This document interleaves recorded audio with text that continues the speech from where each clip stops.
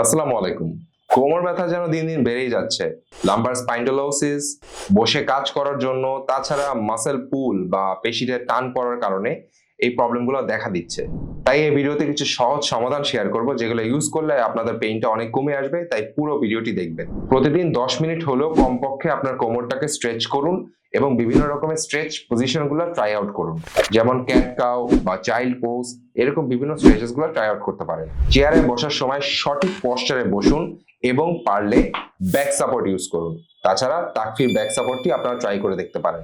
রাত্রে ঘুমানোর আগে খাঁটি দুধের সাথে হলুদ মিশ্রণ করে খেয়ে ঘুমাতে পারেন। তাতে অ্যান্টি ইনফ্ল্যামেটরি প্রপার্টিজ আছে, যেটা আপনার ব্যথাটাকে অনেকটাই কমিয়ে দিবে।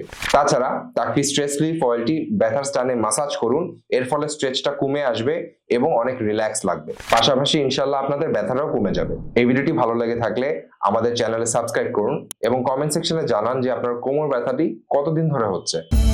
তাকফি, ব্যথা নিরাময়ের বিশ্বস্ত সঙ্গী।